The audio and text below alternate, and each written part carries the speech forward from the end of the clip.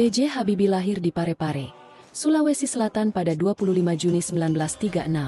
B.J. Habibie menempuh pendidikan di Jerman, jurusan teknik penerbangan di RWTH Aachen. Ia dikenal karena mengembangkan teori Cherak Progression, teori penting dalam dunia penerbangan modern yang membuatnya diakui secara internasional. Memenuhi panggilan Presiden Soeharto, Habibie pulang ke Indonesia. Ia memprakarsai proyek pesawat N250 melalui IPTN dan dikenal sebagai Bapak Teknologi Indonesia. Pada tahun 1998, B.J. Habibie menjadi Presiden ketiga RI menggantikan Soeharto di masa krisis.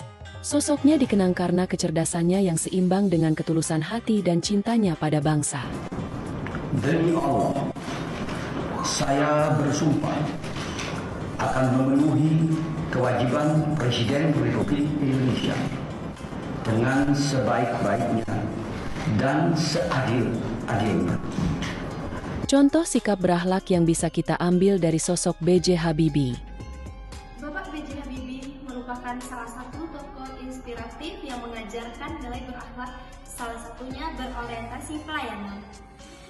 Bapak Habibie selalu mengutamakan kepentingan rakyat dan bangsa dalam kebijakan dan tindakannya, terutama saat memimpin Indonesia dalam masa transisi pasca Orde Baru.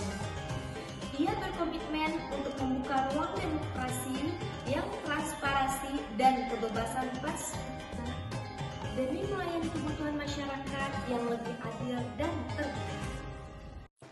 Bapak Habibie dikenal dengan rekam jejak profesionalnya yang transparan dan bertanggung jawab, khususnya sebagai ilmuwan dan teknokrat di bidang teknologi penerbangan.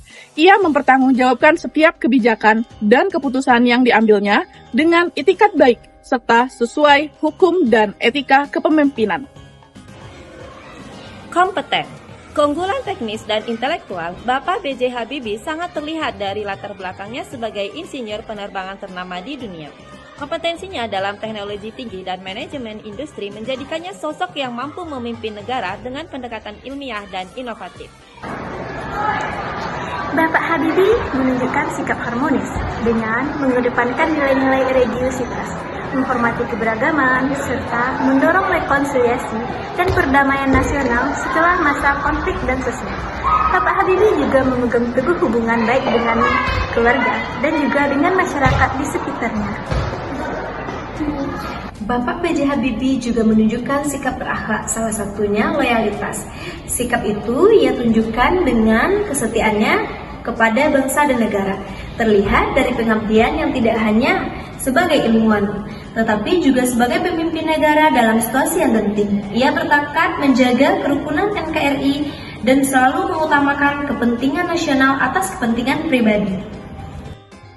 Bapak Habibie mampu beradaptasi dengan cepat terhadap perubahan situasi, dari dunia teknologi dan akademik ke dunia politik dan pemerintahan saat masa krisis ekonomi dan politik Indonesia menjelang reformasi. Kemampuannya untuk mengambil keputusan yang cepat dalam menghadapi tantangan menunjukkan sikap adaptif yang tinggi. Kolaboratif. Dalam memimpin, Bapak B.J. Habibie mengedepankan sikap kolaboratif dengan membuka dialog antar berbagai macam elemen bangsa, termasuk pemerintahan militer dan kelompok masyarakat sipil. Beliau mendukung kerjasama yang produktif demi mencapai tujuan bersama seperti reformasi politik dan pembangunan nasional.